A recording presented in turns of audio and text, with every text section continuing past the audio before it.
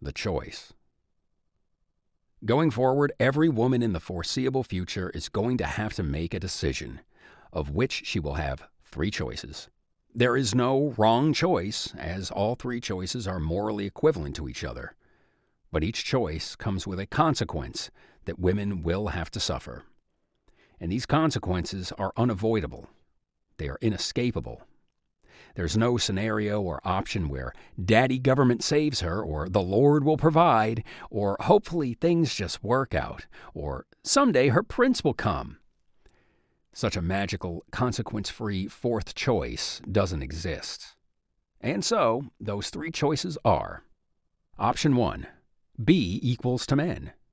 This is the most honest option, as it simply delivers what women have promised all this time.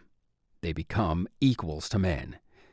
They no longer LARP as adults, majoring in the liberal arts, working nonprofit jobs, begging for a student loan bailout or WIC.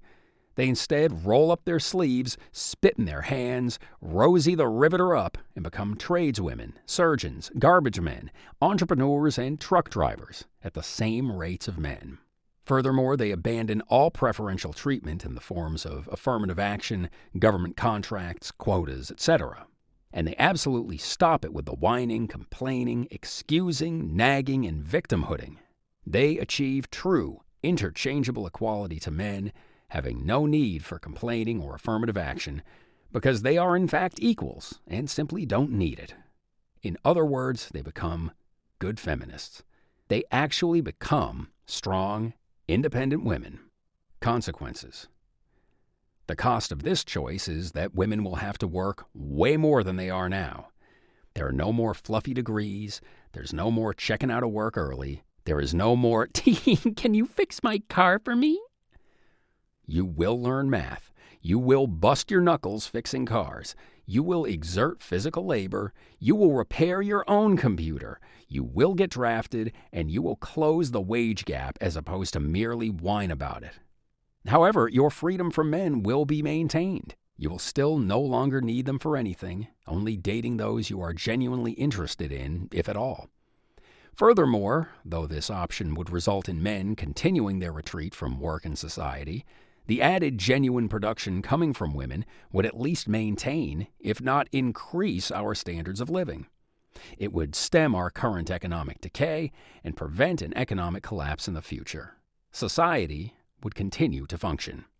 Option 2, maintain the status quo. This option is merely to keep doing what we're doing now. Women will continue to produce a fraction of what men do, while the lack of women and families in men's lives continues to drive men out of the labor force and society. Men and women will continue to retreat into themselves, becoming increasingly antagonistic and miserable towards one another, not only further undermining the fabric of our economy and society, but calling into question its very existence. This depressing downward spiral will continue until the point in time it is no longer sustainable, as people are too demoralized and depressed to work enough to support themselves and society. Consequences. The cost of this choice is a guaranteed continual decline in our standards of living and a likely inevitable economic collapse. As more and more men leave the labor force, we will become more and more dependent on imports, foreign labor, money printing, and borrowing to maintain our standards of living. But inevitably, inflation will win in the end, guaranteeing great economic suffering for all of us. Society will have increasing trouble functioning, and will most certainly cease to function if the dollar loses its reserve status, we enter a trade war, or a critical percent of Americans just refuse to work. The benefit is women's freedom from men will be maintained. Another benefit is women will be able to continue delivering their subpar level of work. But make no mistake about it, we will be poor and endure the economic pain that comes with poverty. There will be no Range Rovers or McMansions in the suburbs with granite countertops. There will be no affordable housing, cars, food, or health care. There will be tent cities, government housing, and the bus. You may have your master's in social justice, but you'll be living the life of your average San Franciscan. Option 3, return to traditional roles in economics. This option admits to the sexual nature of economics and returns us to those traditional sex roles. Men become the primary breadwinner, while women's primary role is to be a supporting wife and mother. Women may certainly work, but it would be secondary to supporting her family and husband. And men would have to abandon their current basement-dwelling, pothead, soy boy Democrat lifestyle, getting real jobs in the real world instead. Consequences. The cost of this choice is women will lose their freedom from men. They would be economically dependent on men, and their personal dreams and desires would be subordinated to their husbands and families. They could pursue professions, but not until their children were out of the house or at least able to watch over themselves.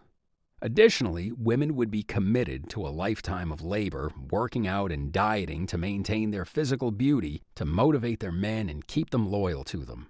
And this says nothing about having to be in a relationship with a man they may grow to not like, or worse, sleep with a man they no longer find physically attractive.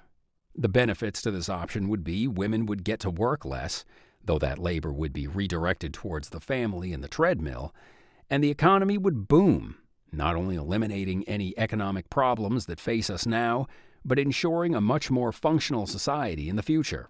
There's also the argument people would be happier, healthier, and having better sex, though many women would no doubt disagree. When you boil it down, it's simply a case of not being able to have your cake and eat it too. Whatever women's general opinion of men is, men, as a group, do, or at least did, play a critical role in society.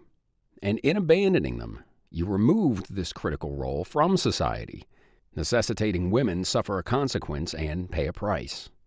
And this price is paid in one of three ways: work, poverty, or forfeiting freedom.